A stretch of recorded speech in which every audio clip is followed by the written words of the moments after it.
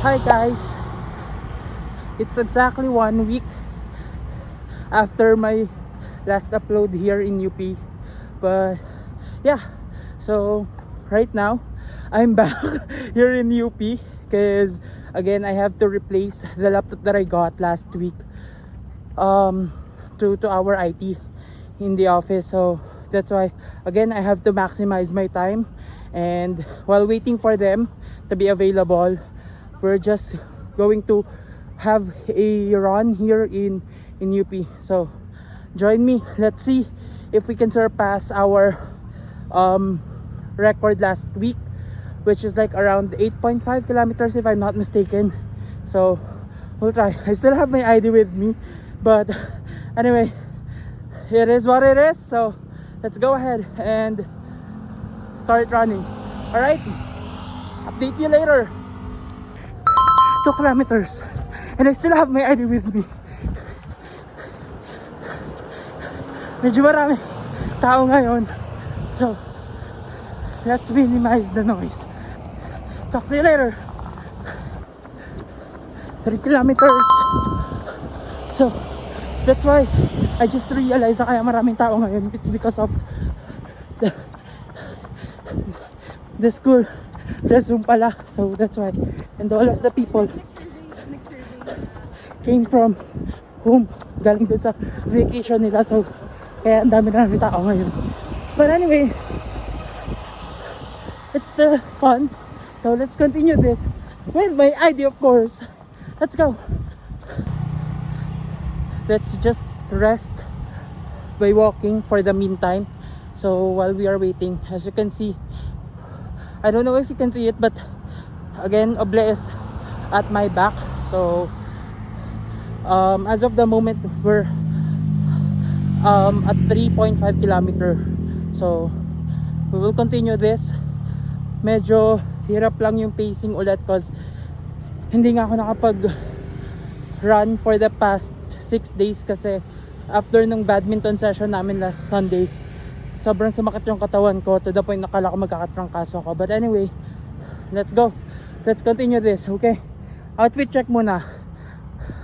I have my sports cap from Decathlon. Ito, old jersey, dry fit shirt. Super old na ito. Tapos ito din, shorts, running shorts from TikTok shop. And of course, my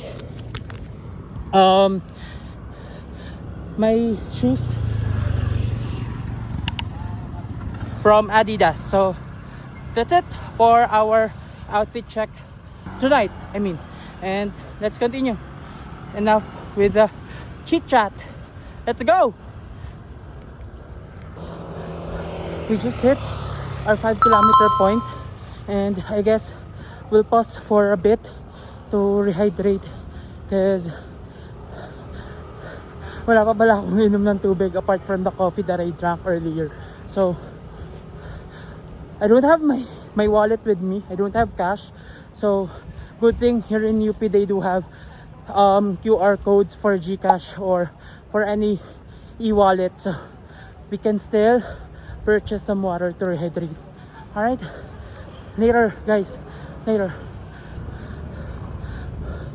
All right, so this is our second lap and nakaka 6 kilometers na ako.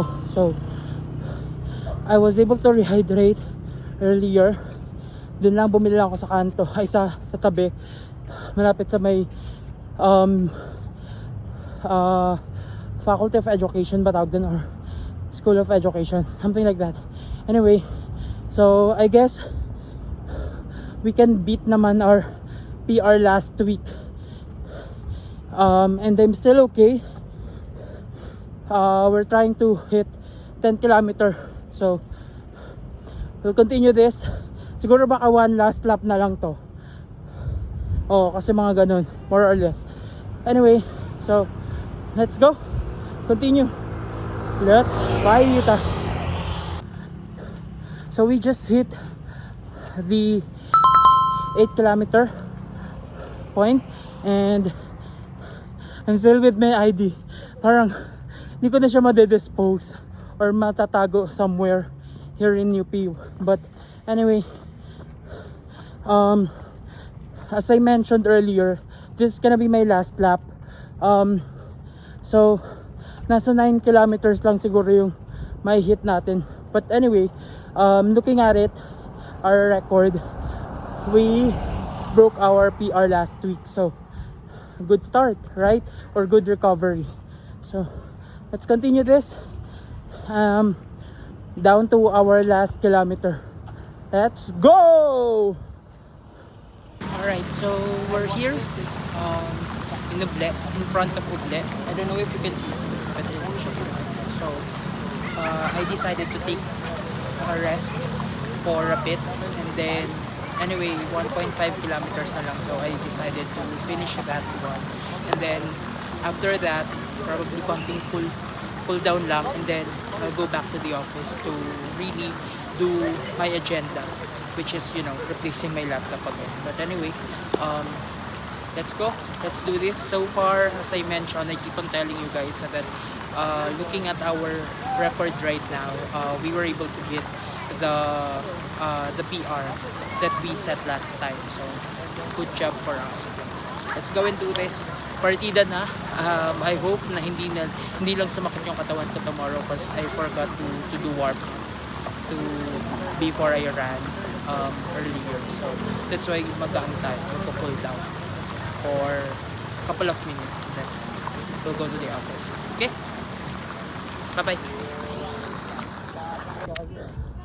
Counter flow tayo kasi pag diniretso natin tong isa pang oval, mag-exit tayo. Anyway, so yun, tapos na tayo. Cool down na lang later. Okay, so naka 1 hour and 30 minutes tayo, so that's like 90 minutes. Feeling ko pag na-maintain natin to, pasok naman tayo sa cut-off for a 10 kilometer run. So yun, maintain na lang natin to kasi para makakuha tayo ng medal. Anyway, okay, let's go.